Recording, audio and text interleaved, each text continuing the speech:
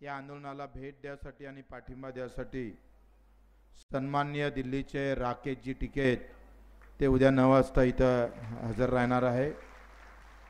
त्यांनी सुद्धा या आंदोलनाला इथं येऊन पाठिंबा देण्याचं फोन त्यांचा आत्ताच येऊन गेला।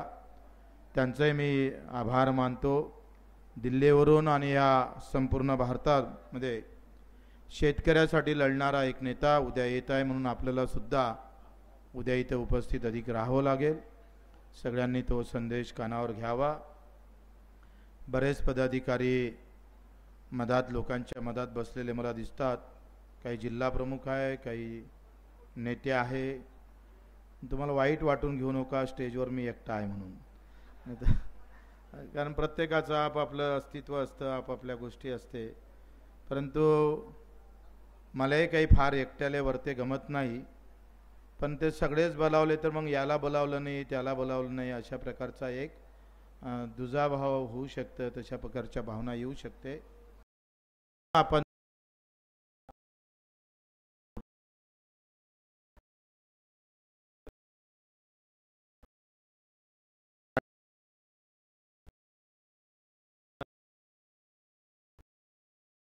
एकट्यालेच थांब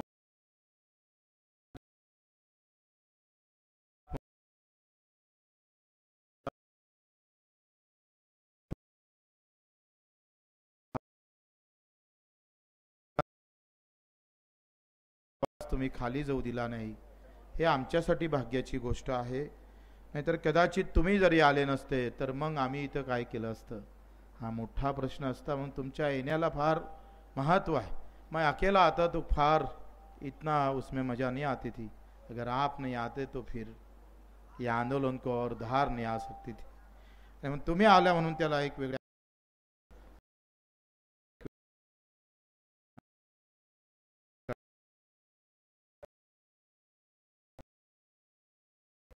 होऊ शकले नाही, कारण लग्न आहे, पेरणी आहे आणि लग्न आहे। आणि बरेच लोक म्हणे पेरणीच्या याच्यात आता कसं कार्यक्रम घेतला, पेरणीच्या याच्यात लग्न घेतात लोक, आंदोलन घेता येत नाही, हे मात्र थोडं पटण्याजोगतं नाही आहे। आखरी आंदोलन आहे, आपण सातत्यानं ते चालू ठेवलं आणि मधात जर ब्रेक दिला असता तर अधिक आपल्या नावानं लोक बोंबलले असते। आणि म्हणून त्याला सातत्य ठेवा म्हणून, कारण आता पुन्हा जिल्हा परिषद पंचायत समितीची नगरपालिकेची आचारसंहिता कदाचित ऑगस्ट पासून लागणार आहे। आणि मग केलं, नंतर आपण मशाल पेटून आंदोलन केलं, रक्तदान करून आंदोलन केलं, आणि आता आपण अन्नत्याग करून आंदोलन करतो आहे। हे सातत्य तुटलं असतं तर उद्या अधिक आपल्यावर, कारण लोक चांगलं केलं तर त्याच्या वार्ता होत नाही, आणि आपण थोडंसं जर थांबवलं असतं तर मग बच्चू कडू फिर बिक गया, अशा प्रकारच्या उलट्या बोंबा करायला लोकांना सहज सोपं झालं असतं। म्हणून त्याला सातत्य ठेवण्याचं काम आपण मित्र हो याच्यामध्ये केलेलं आहे। मला माहीत आहे का देशामध्ये राज्यामध्ये सध्या धर्मांधता आहे, प्रत्येक धर्म त्यासाठी भांडण्यासाठी समोर येत आहे, त्यांची लढाई सुरू आहे, ते तुमच्याही डोक्यात टाकत आहे। कधी कोण खतऱ्यामध्ये येईन, कशा पद्धतीनं देशाला एक वेगळ्या प्रकारची कलटणी देण्याचं काम करत आहे मित्र हो, त्याला वेगळं सांगायची गरज नाही आहे। आणि राज्यामध्ये तर मराठा ओबीसी अधिक रोजच्या रोज कसं पेटवलं तुम्ही, आम्ही पाहतोय काही लोकांकडून व्यवस्थितरित्या केलं जाते। साध्या वाघ्यावरून ओबीसी आणि मराठा सुरू होतं, साध्या वाघ्या कुत्र्यावरून। म्हणजे तुम्ही याच्यावरून लक्षात घेतलं पाहिजे का या सगळ्या याच्यामध्ये आमची लढाई किती कठीण होत चालली आहे। जे आमच्या हक्काची लढाई आहे, जे आमच्या जीवन मरणाची लढाई आहे, ते भगव्या निळ्या आणि हिरव्यामध्ये आम्ही पाहतोय विभागून टाकण्याचं व्यवस्थित षडयंत्र आहे मित्र। हे तुम्ही लक्षात घेणं फार महत्त्वाचं आहे, का ते इतरांना सांगणं सुद्धा तेवढंच महत्त्वाचं आहे। तुमच्या आमच्या डोक्यामधला शेतकरी मजूर करी काम करी काढून तुमच्या आमच्या डोक्यामध्ये ओबीसी मराठा टाकून कुठेतरी हिंदू आणि मुसलमान टाकण्याचा जो प्रयत्न आहे, त्याला खऱ्या अर्थानं अन्नत्याग आंदोलन करतंय। कारण निवड मागणीसाठी नाही, आमची दिशा ठरल्या गेली पाहिजे। ज्या दिशेवर महाराष्ट्राला नेण्याचं काम केलं जातं, त्या दिशेला आम्हाला हमको बदलना है। आणि ही जी आम्ही ज्या पद्धतीनं राजकीय राजकारण करत आहे, जे बगर कामाचं आहे, काही न करता आम्ही पाहतोय आमदार आले पाहिजे, आम्ही सत्तेत बसलो पाहिजे, असं ज्यांना वाटते, ज्यांचे कारनामे सुरू आहे, त्याला सुद्धा हे आंदोलनाच्या माध्यमातून ब्रेक द्यायचा आहे. आम्ही निवड मागणीपुरतं मर्यादित आंदोलन करत नाही, लक्षात घ्या. तुम्ही सगळे कार्यकर्ते म्हणून इथं आहे, शेतकरी म्हणून फार कमी आले असेल, मला माहित आहे. तो येण्याच्या मानसिकतेत सध्या नाही आहे. तुम्ही कार्यकर्ते म्हणूनच इथं आलेले आहे आणि शेतकरी म्हणून इथून इकडे यायला अजून बरेच कष्ट आपल्याला करावं लागेल, बराच त्याग करावा लागेल. आला टाइम तर आम्ही सांगतोय बच्चू कडू बलिदान करायला सुद्धा तयार आहे. कारण माझ्या भारतातला शेतकरी, शेतमजूर जगला पाहिजे, कष्ट करणारा माणूस जगला पाहिजे, त्याच्या वाट्याला येणारा हिस्सा त्याला भेटला पाहिजे, म्हणून हा प्रयत्न आहे. लक्षात घ्या, हा प्रयत्न फक्त एका निवडणुकीपुरता, एका राजकारणापुरता, आमच्या सीटा आल्या पाहिजे एवढ्यापुरता मर्यादित नाही आहे. जाता आलं असतं एखाद्या मोठ्या पक्षामध्ये, संधी साधीपणा आम्ही केला असता, कदाचित करता आला असता, कोण नाही म्हटलं नसतं, तुमचंही भलं झालं असतं, आमचंही भलं झालं असतं. पण या भल्यामध्ये माझा शेतकरी मजूर कष्टकरी मागं पडला असता, दिव्यांग मागं पडला असता. म्हणून हे कणखर पाऊल. याच्यात तुम्हाला त्रास होणार आहे मित्र, तुम्हाला प्रचंड त्रास होईल. बसता बसता तुम्हाला इथं चीड पण येऊन जाईल, कारण फॅन तर सुरू करायचा होता रे, किमान हवा आमच्यापर्यंत तर आली पाहिजे होती रे.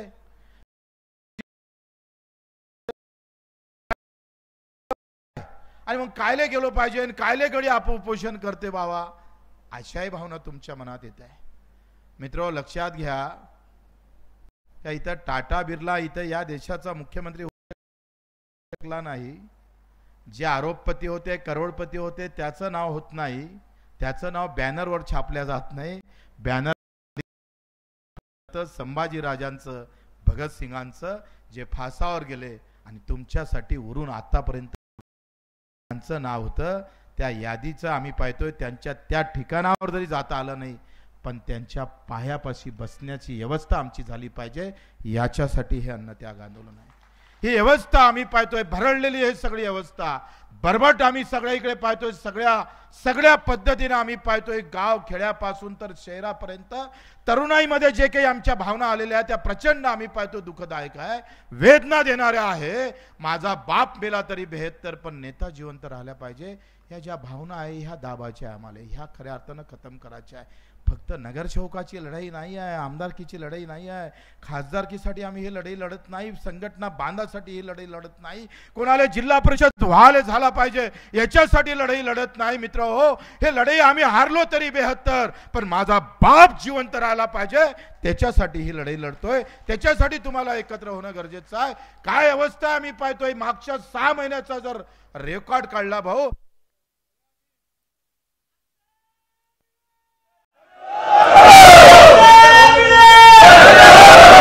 सोयाबीन आम्ही पाहतोय 3,500 भावानं विकावं लागलं.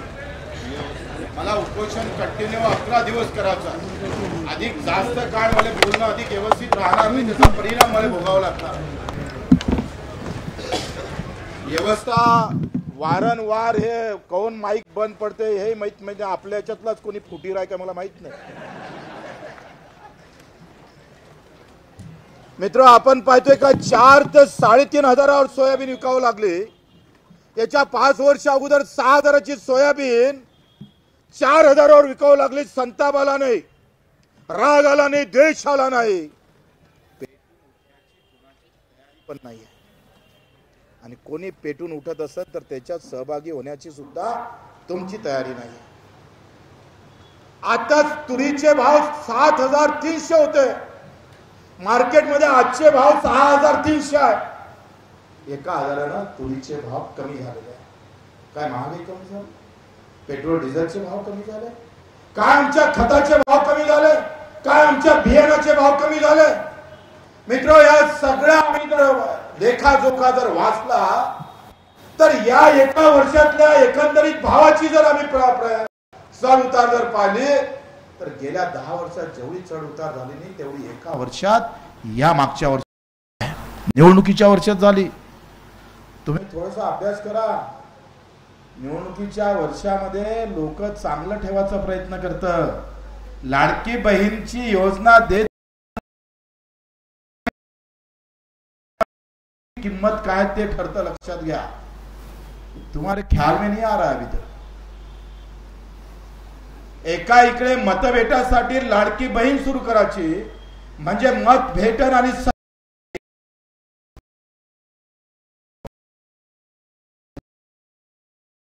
जातं, दुधाचे भाव पडतं, कांदा आम्ही पाहतो विरघळून चुना चुना होऊन जातोय, ऊस आम्ही पाहतोय काटा मारल्याशिवाय खपल्या जात, एकंदरीत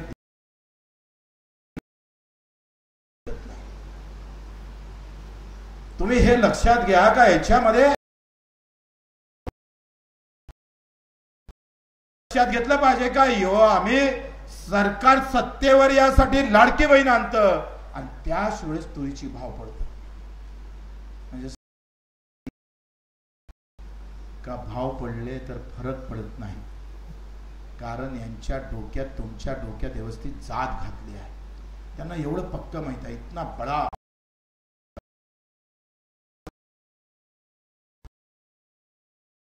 बोलून आता उपोषण करून मेला तरी डोक्यातली जात आणि धर्म जाऊ शकत नाही, एवढा रोज तुम्हाला टाकण्याचा प्रयत्न होतोय, आम्ही थेंबानं टाकतो, ते भाव पडल्यावर आमचं मत बदललं नाही, हा सगळ्यात मोठा आमच्यासाठी गंभीर गोष्ट आहे।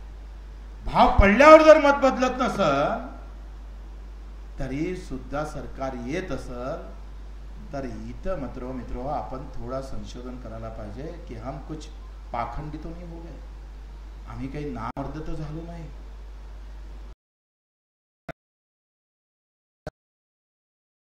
पडल्या जात असल पाडल्या जात असल आणि आमच्या मताचा विचार होत नसेल तर मग मात्र हमारे में कुछ कम है, आम्ही कुठेतरी कमी पडतोय। मेंढपाळाची व्यवस्था तेच आहे, तुमच्या मच्छीमाराची व्यवस्था आहे, आम्ही ग्रामपंचायत कर्मचाऱ्याचा प्रश्न मुद्दाहून घेतला कारण शेवटच्या स्तरावर काम करणारे लोक आजही जर तुम्ही पाहिलं तर अंगणवाडी सेविकेवाल्याचा पगार बंद आहे, 6 महिने भेटला नाही, हे अपंग आहे ना, ज्याला 2 पाय नाही हात नाही, याचा महिना 6 महिने झाल्यापासून 8 महिने झाल्यापासून भेटला नाही, एमआरएचएस मध्ये काम करणाऱ्या मजुराले पैसे भेटले नाही, 7 ते 8 महिने झाले, तुमच्या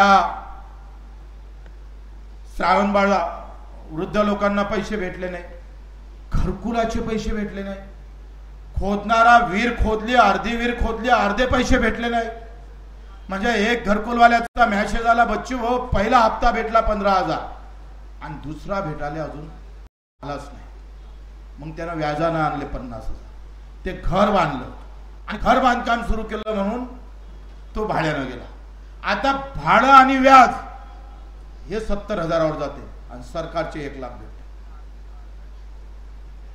मला हे समजत नाही का एका इकडे आम्ही पाहतो जे कष्टकरी आहे, काम करी आहे, त्याचे सगळे पगार थांबले, त्यांचे घरकुलाचे पैसे थांबले, त्यांच्या विहिरीचे पैसे थांबले आणि अजितदादाचा पगार थांबला नाही, कलेक्टरचा पगार थांबला नाही, आमदाराचा पगार थांबला नाही, यामध्ये गडबड आपल्यात आहे, सरकारमध्ये नाही आहे।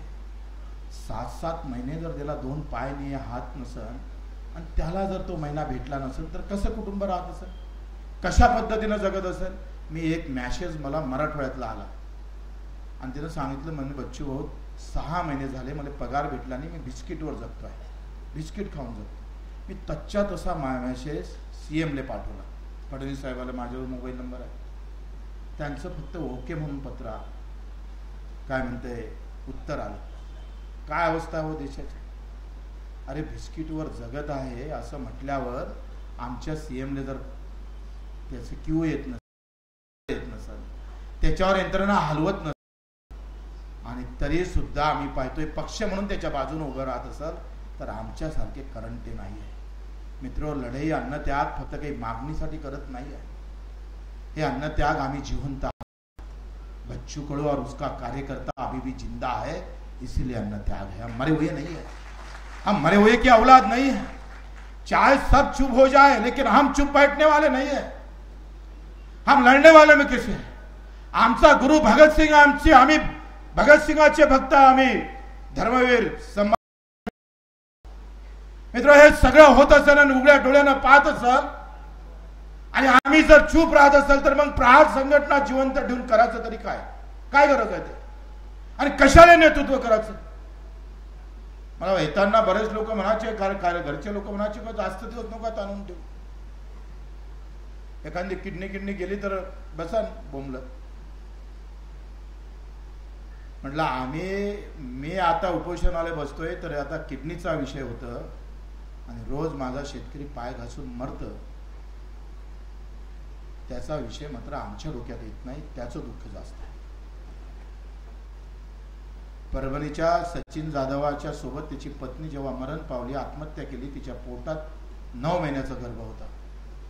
नवरा मेला म्हणून ती पाय घासून मेली आणि सुद्धा गाव सुद्धा पेटलं नाही, त्याचं दुःख जास्त आहे. जो महाराष्ट्र इथून दिल्लीपर्यंत राज्य करत होता, मल्हारराव होळकरांनी अटकेच्या समोर काम केलं, तो महाराष्ट्र सुस्त का आहे? उद्या पंजाबचा शेर टिकेत येत आहे. इथलं आंदोलन नको जाऊ दे दिल्लीपर्यंत, पण महाराष्ट्राच्या कानाकोपऱ्यात पेटलं पाहिजे, हे तुमच्या हाती आहे. मी 1 इंचभर सुद्धा मागे येणार नाही, सुद्धा अन्नाचा खाणार नाही. पण इथून पुढचे दिवस हे आता कार्यकर्त्याचे आहे. अशा पद्धतीने या आंदोलनाला आम्हाला ताकद देता येईल तो रात्रभर विचार तुम्ही केला पाहिजे. कारण मागचं रायगडचं आंदोलन हे 3 दिवसाचं होतं म्हणून फिकर नव्हती. आता हे आंदोलन 11 ते 15 दिवस चालण्याची शक्यता आहे. कारण सरकार सुद्धा मनातल्या मनात असं असेल की गया तो अच्छा है, अशा भूमिका जर सरकारच्या मनात येत असेल तर तुम्ही पेटून उठलं पाहिजे. तुमच्यातला खरा मर्द आम्ही पाहतोय जागा झाला पाहिजे. त्याच्यासाठी राष्ट्रसंत तुकडोजी महाराजचं गाव निवडलं, स्मारक निवडलं. किमान याची तरी ऊर्जा तुमच्या मनगटात आल्याशिवाय राहणार नाही. म्हणून आजपासून आता येणारा प्रत्येक दिवस तुमच्यासाठी युद्धाच्या समान आहे. इथं फक्त बसलो राहील आणि तुम्ही गावात फक्त गोष्टी करत मोबाईलवरचा एखादी न्यूज ऐकत असाल आणि एवढ्या पुरत्या आंदोलनात सहभागी झाले, एकटा बच्चूकडू उपोषण करून यशस्वी होऊ शकत नाही. प्रत्येकानं शेतकऱ्याचा एक पुत्र म्हणून, मजुराचा पुत्र म्हणून आम्ही त्याच्यात सहभागी झालो पाहिजे. काल मेळघाटचे लोक भेटले, त्यांची झाली आता 275. 6 वर्ष फक्त 150 ते 60 रुपये आणि आमच्या आमदाराचा पगार 950% वाढला. 55,000 असणारा पगार 3-3.5 लाखावर गेला आणि MRSS वर काम करणाऱ्या मजुराचा पगार मात्र 200च्या वर वाढला. आणि ही कष्टकऱ्याची लढाई आहे. हे जे यज्ञ आपण पेटवलं मित्र हो, हे कष्टकऱ्यांचा, एका जातीचं नाही, धर्माचं नाही, पण सांगत होतोय का आमची लढाई कठीण आहे. कारण आमच्या बच्चूकडूलाच कठीण नाही तर माझ्या कार्यकर्त्याला पण ही लढाई कठीण आहे. कारण ही लढाई जातीची नाही आहे, ही लढाई एका धर्माची नाही आहे, ही लढाई एका गावाची नाही, एका भाषेची नाही. कारण ही लढाई मुद्द्याची आहे आणि तो मुद्दा म्हणजे सगळ्या जातीत असणाऱ्या शेतकरी शेतमजुराची आहे. ह्या लढ्या पेटवणं फार कठीण जातं. हे आंदोलन पेटवणं, याला जागृत ठेवणं फार कठीण गोष्ट होतं. कारण सध्या देशामध्ये वातावरण वेगळ्या पद्धतीचं आहे आणि अशा या विचित्र वातावरणामध्ये ही मुद्द्याची लढाई घेऊन लढतोय, हेच तर खरी मर्दांगी आहे भाई. जात आणि धर्माची लढाई तर कोणी जिंकू शकते. त्याच्या मागे त्याच्या जातीच्या, धर्माचे, झेंड्याच्या रंगाचे लोक जमा होऊ शकते. पण आता तर ही लढाई एका झेंड्याची नाहीच आहे, ते एका जातीची नाही, धर्माची नाही. म्हणून ही लढाई अधिक कठीण आहे. म्हणून अधिक जास्त कठीण होऊन अधिक जास्त जबाबदारी घेऊन तुम्हाला लढावं लागेल. नहीं आप घर में बैठे रहोगे तो फिर लड़ाई शुरू हो गई और वहां ही खत्म हो जाएंगे. ते ना समोर जाणार ना मागे जाणार. ते थोडं जबाबदारीने आपल्याला वागावं लागेल. सोडून चहा प्यायला गेले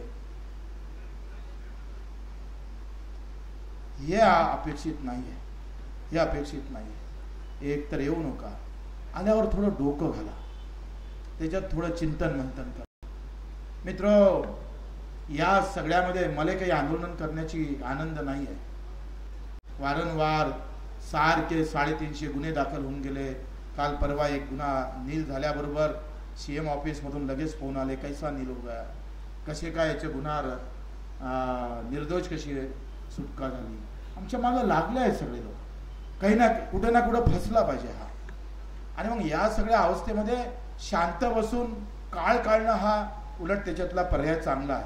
पण आपण शांत न बसता या सगळ्या आंदोलनासाठी जे आंदोलन थांबलं नाही पाहिजे, माझ्या शेतकरी शेतमजुराच्या या जीवनमरणाच्या प्रश्नामध्ये तो अजून जगला पाहिजे, तो जिवंत राहिला पाहिजे, याच्यासाठी हे अन्नत्याग आहे. आणि मग तुम्ही सुद्धा तितक्याच गांभीर्यानं त्या आंदोलनाला घेतलं पाहिजे. तुम्ही जर गांभीर्यानं जर घेतलं नाही, ठीक आहे आज तुम्ही आले, उद्या दुसरे कोणी येणार, पण परवा काही दिसलं इकडल्या घडामोडीवर तुमचं लक्ष ठेवलं पाहिजे. 14 पर्यंत आपलं आंदोलन अतिशय शांततेनं करायचं आणि 14 तारखेपासून आपल्याला आंदोलनाचं चित्र बदलायचं आहे. त्यासाठी सगळ्यांना तयारीत राहायचं. कारण आपलं म्हणणं आहे कि जमा तो गांधी जी से और नहीं जमा तो फिर भगत सिंह हमारे दिमाग में वो जाता नहीं है. आणि त्या विचारानं आम्हाला समोर जावं लागणार आहे. आणि म्हणून आपल्याला 14 पर्यंत तुमचा प्रचंड ताकदीचा, 14ला एक वेगळ्या प्रकारची आंदोलनाला कलट देऊन प्रचंड ताकद आपल्याला निर्माण व्हावं लागेल. आखरी सरकार तुमचे डोकं मोजते. बच्चू कडू महत्व केव्हा येते, जेव्हा इकडली संख्या मोठी होते. आणि ही संख्या जेव्हा लहान असतं तेव्हा इथल्या आंदोलनाला फार तसं महत्व प्राप्त होत नाही. आणि म्हणून आपण सगळ्यांनी रोज काही ना काही चूल बंद आंदोलन करू. आमचे गाव एक दिवस चूल बंद आंदोलन करणार. वेगवेगळ्या गोष्टी आपल्याला सुरू करावं लागेल, त्याला ताकद द्यावं लागेल. हे बच्चू कडू उपोषणाला बसला म्हणून नाही. माझा जो शेतकरी 3,500 जर सोयाबीन विकावं लागले असेल आणि तरी सुद्धा आम्ही पेटून उठत नसेल, त्याच्या बाजूने उभे राहत नसेल, एखाद्या गुंड्यानं आमच्या मधात यावं आणि इथंच आमच्या आई बहिणीची इज्जत लुटावं, आम्ही बंद करून पाहावं, अशा प्रकारची घटना आहे. ती तुम्हाला ते अजून त्याचं गांभीर्य नाही समजलं असेल. पण बाप मेला, माझं रक्त आटवल्यानंतर भाव भेटला नाही, माझ्या बापाचं मरण झालं तरी तुम्ही पेटत नसाल तर मित्र हो, त्या जगण्याला काही अर्थ नाही. हम यहाँ मर गए तो कबूल है, लेकिन ऐसी जिंदगी नहीं जो सामने अगर कहीं किसी पर अन्याय होता है, जुल्म होता है, आँख से देखते हैं और कुछ नहीं करते, तो ऐसी जिंदगी मर जाना कबूल है. इसके लिए लड़ेंगे. आप रहे तो भी और नहीं रहे तो भी लड़ने वाला है, तो भी लढेंगे. तुम्ही सोबत राहिले आनंदाची गोष्ट आहे, आणि नाही सोबत राहिले तर एकट्यानं कोणती लढाई लढाव ते बच्चू कडून ठरवून चुकला. हमने वो पूरा दिमाग में सोच के रखा है. अगर साथ में आए तो बहुत अच्छा है, और नहीं आए तो उससे भी बेहतर है. और ताकत से लड़ेंगे और अलग तरीके से लड़ेंगे. जिस तरह भगत सिंह ने अपने दिमाग में सोचा था, उसी तरह बच्चू कडू आगे जाकर ये लड़ाई कम होने वाले करने नहीं देंगे, कम होने नहीं देंगे इस लड़ाई को. और तेजी से और रफ्तार से इस लड़ाई को और तेज करने वाला है. क्योंकि ये लड़ाई मेरे माँ की है, मेरे बाप की है, मेरी धरती माँ की ये लड़ाई है. जिस मजूर ने इस पर अपना अपना पसीना बहाकर जितना जितना खून बहा है, उसको न्याय देने के लिए ये लढाई हम लढणे जा रहे हैं. मित्र, तुमच्याकडून सुद्धा त्याच अपेक्षा आहे. इथं बसून म्हणजे करमणुकीचं साधन नाही आहे. आमच्या धर्माळ्यानं सांगितलं, अतिशय खेडूत असा शेतकरी आहे, पण त्यानं मांडलेल्या वेता फार महत्वाच्या आहे. शिक्षकाबद्दल बोलले असेल त्याचं काही एवढं वाईट वाटून घ्यायची गरज नाही आहे. पण हे व्यवस्था अशीच आहे. तुम्ही तिकडे 8वा वेतन आयोग द्या, 9वा द्या, पण आमच्या स्वामीनाथनचं काय? हा तर प्रश्न उपस्थित करावाच लागणार आहे. तुम्हाला तिकडे 9वा दिला, आम्हाला काही फरक नाही, पण आमचं स्वामीनाथन मंजूर का होत नाही?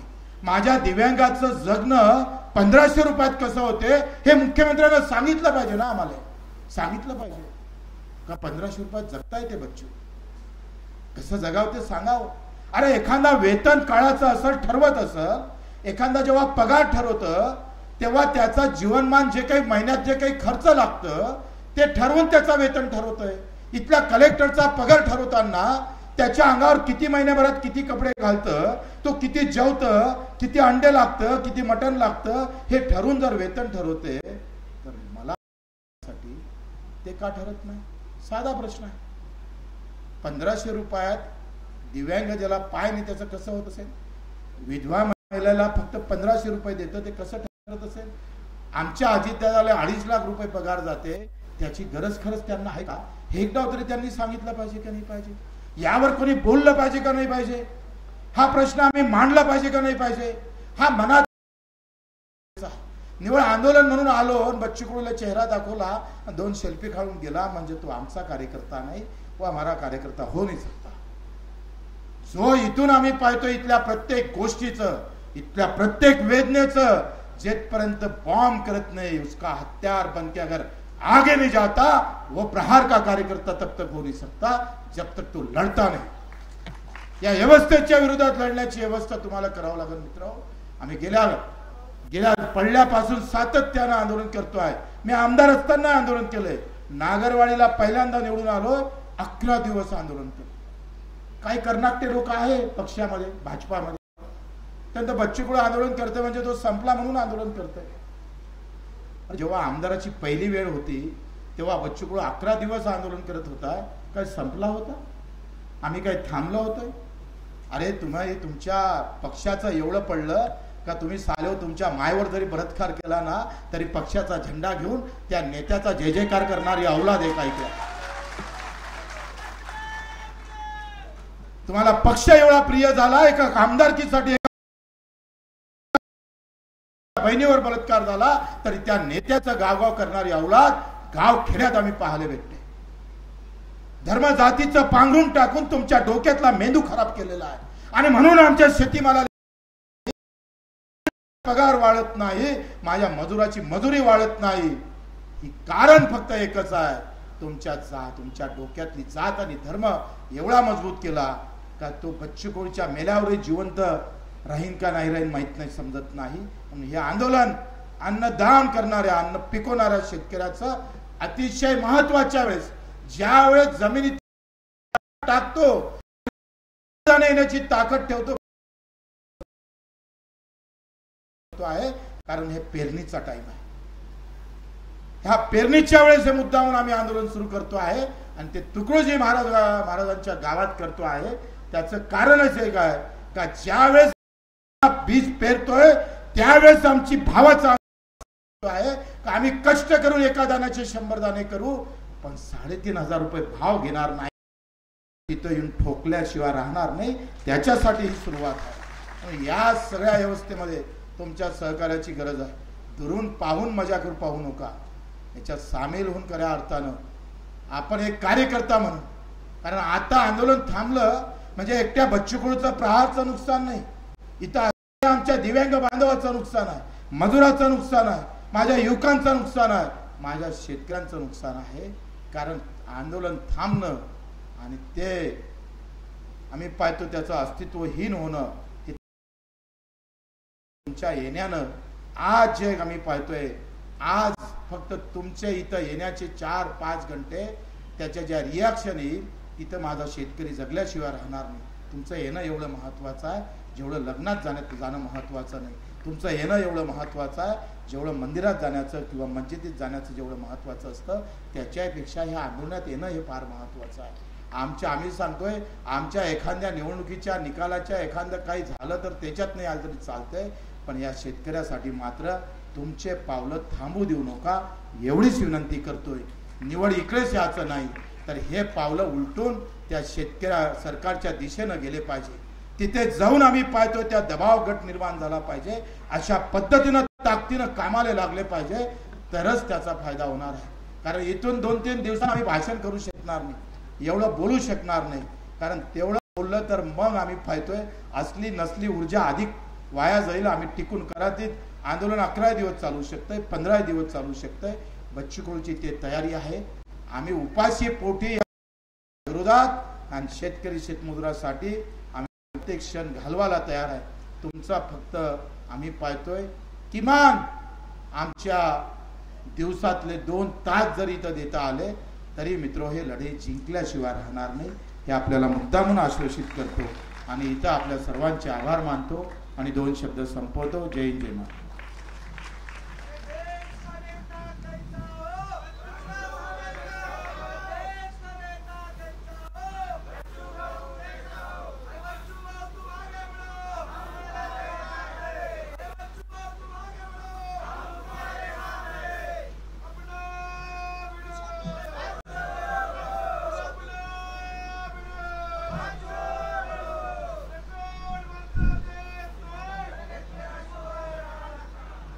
धन्यवाद मित्रांनो.